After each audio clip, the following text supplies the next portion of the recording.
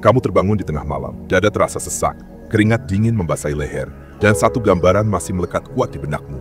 Sebuah pintu kayu tua di tengah hutan, perlahan terbuka, namun tak pernah memperlihatkan apa yang ada di baliknya. Kamu tahu itu hanya mimpi, tapi mengapa terasa seperti sebuah peringatan?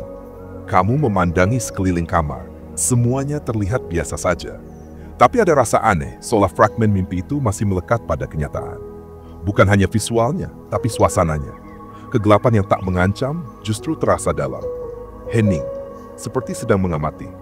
Dan kamu mulai bertanya-tanya, siapa sebenarnya yang mengirimkan mimpi itu? Carl Jung meyakini bahwa mimpi bukan sekadar hasil acak dari aktivitas otak saat tidur. Bukan juga limbah bawah sadar yang tak berarti. Sebaliknya, Jung melihat mimpi sebagai surat yang ditulis oleh lapisan terdalam dari dirimu. Bagian yang tak bisa kamu kendalikan, namun selalu memperhatikan. Inilah paradoksnya. Kamu hidup di siang hari dengan penuh kesadaran, keputusan, logika, dan kebebasan. Namun malam hari ada sesuatu dalam dirimu yang memutuskan sendiri simbol apa yang akan ditampilkan dalam mimpimu. Ia tahu tentang ketakutanmu yang kamu tolak, hasrat yang kamu sembunyikan, bahkan masa depan yang diam-diam kamu antisipasi. Dan semua itu dikirimkan lewat gambar, metafora, dan simbol dalam bahasa yang kamu sendiri tidak kuasai. Pertanyaannya adalah, jika mimpi berasal dari dirimu, kenapa kamu tidak memahaminya? Apakah kamu benar-benar mengenal dirimu sendiri? Atau hanya permukaan yang kamu pelajari dari cermin dan komentar orang lain? Mengapa begitu banyak orang yang mengabaikan mimpi? Padahal mimpi adalah satu-satunya saat di mana bagian terdalam dari jiwa mereka mencoba bicara. Lebih jauh lagi, bagaimana jika mimpi bukan hanya refleksi dari psikologimu, tapi juga pesan dari sesuatu yang lebih tua, lebih luas, dan lebih tak dikenal dari sekadar pikiran manusia? Di antara simbol-simbol yang muncul tanpa izin, makna-makna yang tak bisa dipecahkan oleh akal rasional, dan arketipe yang berulang di berbagai budaya dan zaman.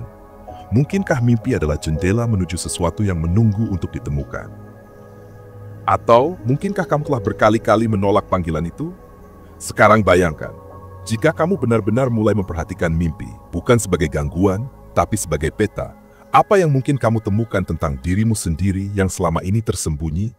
Itulah pertanyaan besar yang akan kita gali. Tapi pertama-tama, kita perlu mengungkap apa yang membuat pesan-pesan ini begitu tersembunyi. Mengapa banyak dari kita terputus dari alam bawah sadar? Dan siapa yang sebenarnya menginginkannya tetap begitu?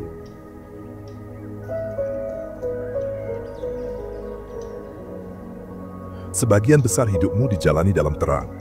Dalam jam kerja, dalam percakapan sosial, dalam notifikasi, dalam keputusan-keputusan cepat yang tampak penting, tapi seringkali dangkal. Dalam terang itu, kamu belajar menjadi seseorang yang bisa diandalkan, ditafsirkan, diukur. Tapi dalam proses itu, kamu juga belajar untuk mengabaikan bagian dari dirimu yang tidak bisa dijelaskan. Apa yang tidak rasional, tidak efisien, tidak mudah dimengerti, semua itu perlahan dikunci dalam ruang gelap bernama bawah sadar. Bukan karena kamu jahat, tapi karena kamu diajari untuk takut pada kekacauan. Kamu diajari bahwa identitas yang kuat adalah identitas yang stabil, linier, logis, tidak bertentangan dengan dirinya sendiri, tidak bermimpi terlalu banyak.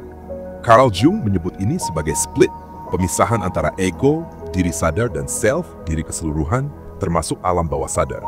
Ego kita, kata Jung, adalah seperti seorang penguasa yang percaya dia mengendalikan seluruh kerajaan, padahal dia hanya menguasai satu menara kecil di tepi peta. Dan kerajaan itu, sebagian besar ditutupi kabut. Kabut ini muncul dari banyak sumber. Salah satunya budaya. Dunia modern sangat menghargai produktivitas dan kontrol. Di sekolah kita diajari berhitung, menulis, berdebat, tapi tidak pernah diajari membaca simbol, mengenali mimpi, atau berbicara dengan bagian terdalam dari jiwa. Mimpi dianggap sebagai gangguan tidur, bukan pesan. Imajinasi dianggap kekanak-kanakan, bukan kecerdasan mendalam. Lalu ada agama dan dogma, yang dalam beberapa bentuk justru mempersempit relasi manusia dengan bagian tak sadar dari dirinya sendiri. Kita diajari untuk mencari makna di luar diri, bukan di dalam. Padahal bagi Jung, jiwa manusia itu religius secara alami, bukan dalam artian institusional, tapi dalam kemampuannya untuk merasakan makna, keajaiban, dan keterhubungan. Dan kemudian ada sains, yang meskipun berharga juga menciptakan bias tertentu, bahwa yang nyata adalah yang bisa diukur. Tapi bagaimana mengukur simbol? Bagaimana menjelaskan kenapa seseorang bermimpi terus-menerus tentang tangga yang tak pernah berujung, atau seekor serigala yang tidak pernah bicara tapi selalu hadir? Inilah akar dari masalah tersembunyi itu. Kita kehilangan bahasa untuk bicara dengan diri sendiri. Kita tidak lagi diajari untuk menafsirkan makna di balik mimpi, emosi tiba-tiba, atau intuisi yang tidak bisa dijelaskan. Padahal itu semua adalah cara jiwa bicara. Bayangkan seperti ini. Kamu menerima surat setiap malam dari seseorang yang sangat mengenalmu, tapi kamu tak pernah membacanya.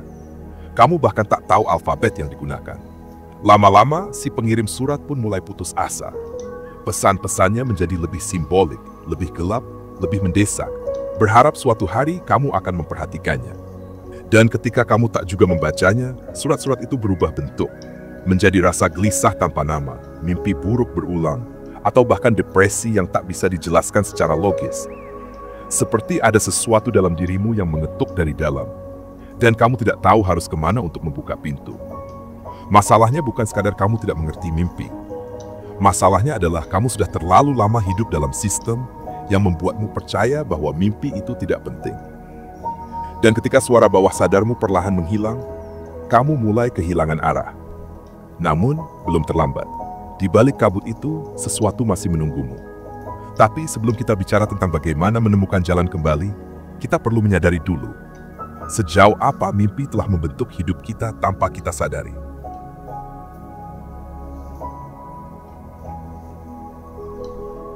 Kamu mungkin percaya bahwa keputusanmu diambil dengan rasional, bahwa kamu mencintai seseorang karena karakternya, bahwa kamu takut gagal karena alasan logis, bahwa arah hidupmu dibentuk oleh fakta, bukan fantasi.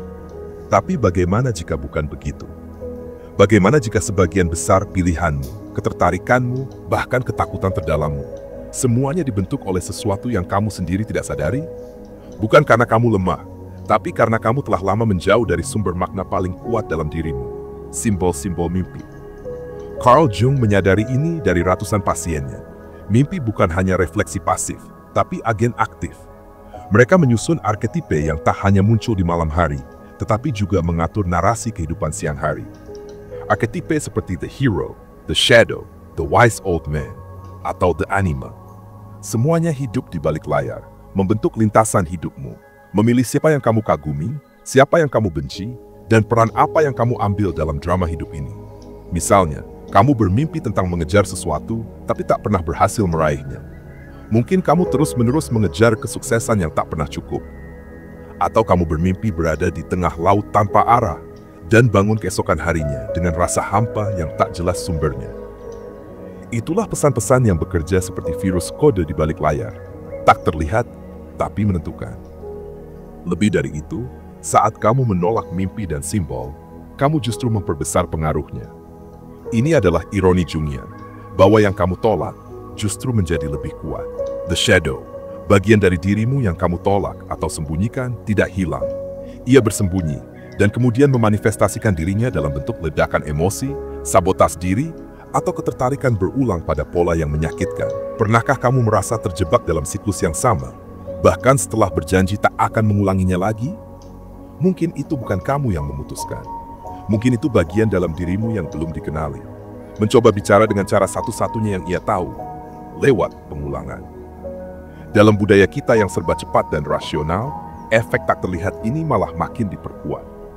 Kita diberi algoritma yang menyempitkan pilihan, pekerjaan yang menuntut efisiensi, hubungan yang dibangun di atas performa. Semakin jauh dari simbol dan mimpi, semakin mudah kita kehilangan orientasi batin. Dan ini bukan hanya persoalan pribadi. Masyarakat yang kehilangan mimpi kolektifnya akan menggantinya dengan mitos palsu. Konsumerisme sebagai keselamatan, popularitas sebagai nilai diri, teknologi sebagai jawaban spiritual. Kita bukan hanya tak bisa mendengar suara dalam kita bahkan tak tahu bahwa kita tuli. Apa akibatnya? Kita hidup dalam ilusi bahwa kita sadar, padahal kita hanya mengikuti naskah lama yang ditulis oleh bagian diri yang tak pernah kita ajak bicara. Kita membuat keputusan dari luka yang belum sembuh. Kita memilih pasangan, pekerjaan, bahkan keyakinan berdasarkan simbol-simbol yang muncul dalam mimpi, tapi tak pernah kita sadari sebagai panduan. Ini bukan sekadar ketidaktahuan. Ini adalah keterasingan dari diri sendiri. Dan karena itu, saat kita mulai memahami bahwa mimpi bukan hanya bunga tidur, tetapi blueprint psikis, kita mulai sadar bahwa hidup kita bisa ditulis ulang. Tapi untuk itu, dibutuhkan keberanian. Bukan hanya untuk mendengar, tapi untuk membalas pesan-pesan dari alam bawah sadar itu. Jadi bagaimana caranya? Bagaimana kamu bisa memberontak terhadap naskah lama yang tak kamu sadari kamu perangkan? Bagaimana cara mengklaim kembali makna dalam hidupmu tanpa perlu melawan dirimu sendiri? Inilah saatnya untuk bicara tentang pemberontakan jiwa.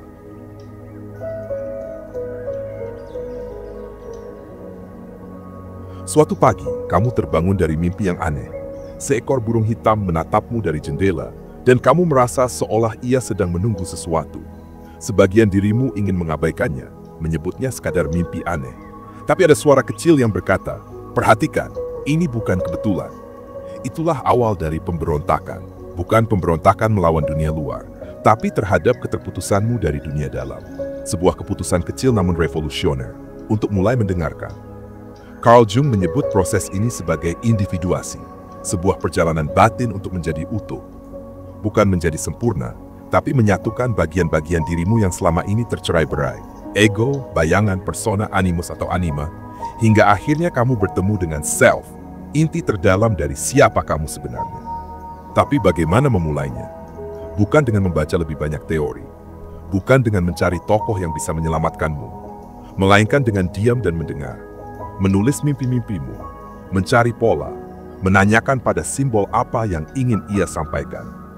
Bahkan jika kamu tidak langsung mengerti, tindakan itu sendiri adalah revolusioner, karena kamu mengakui bahwa ada bagian dari dirimu yang ingin bicara. Lalu muncullah praktik-praktik seperti active imagination, teknik yang dikembangkan Jung, di mana kamu membiarkan mimpi berlanjut dalam kondisi sadar. Kamu berbicara dengan tokoh dalam mimpimu, bukan untuk menganalisis mereka, tetapi untuk membiarkan mereka menyampaikan pesan mereka.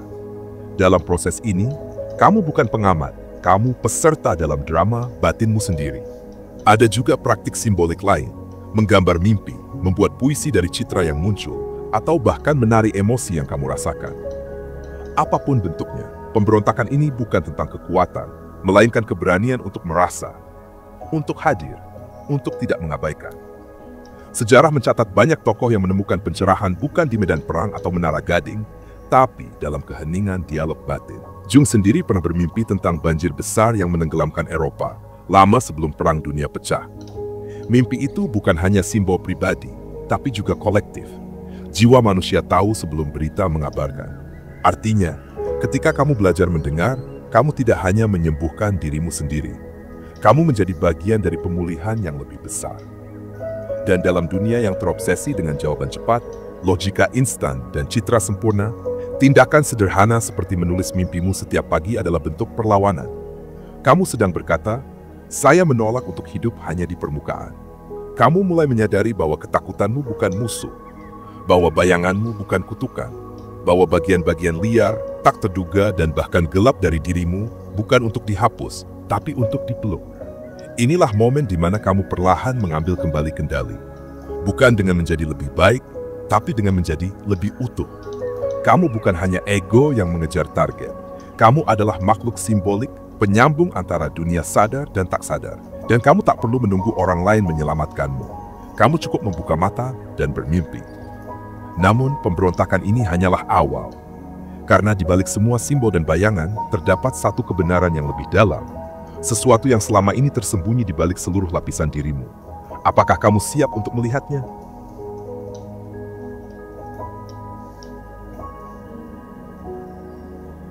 Bayangkan kamu berdiri di tepi danau yang tenang. Airnya jernih, memantulkan langit serta bayangan pepohonan di sekeliling. Kamu melihat pantulan wajahmu. Tapi kemudian sesuatu bergeser. Bukan wajahmu yang biasa. Matanya lebih dalam, lebih tua, lebih tahu. Seolah kamu sedang menatap seseorang yang telah mengenalmu sebelum kamu mengenal dirimu sendiri.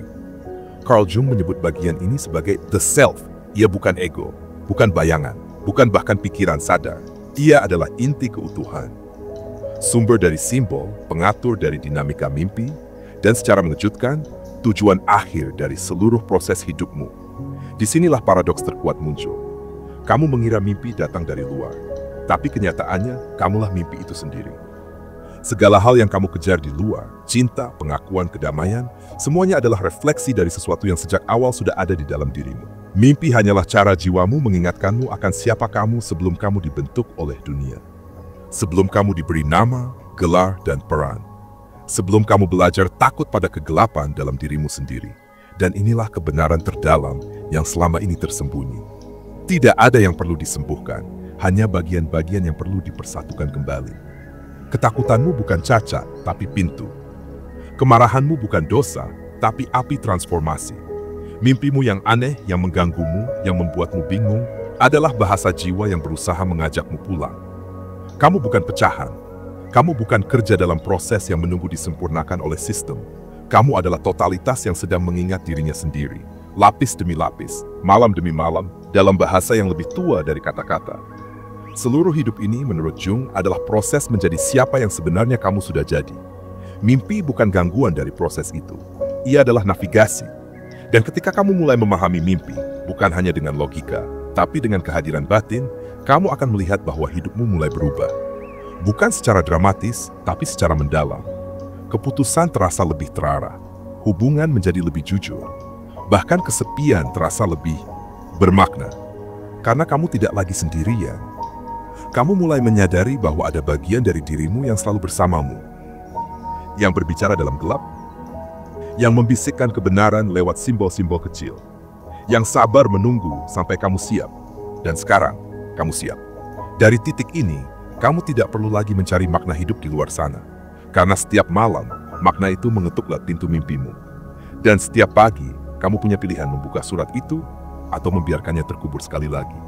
Tapi jika kamu memilih untuk membaca, untuk merangkul mimpi sebagai sahabat dan penuntun, kamu akan menemukan bahwa semua yang kamu cari sudah ada dalam dirimu sejak awal. Kamu hanyalah mimpi yang perlahan-lahan menjadi sadar. Dan itu adalah kebangkitan.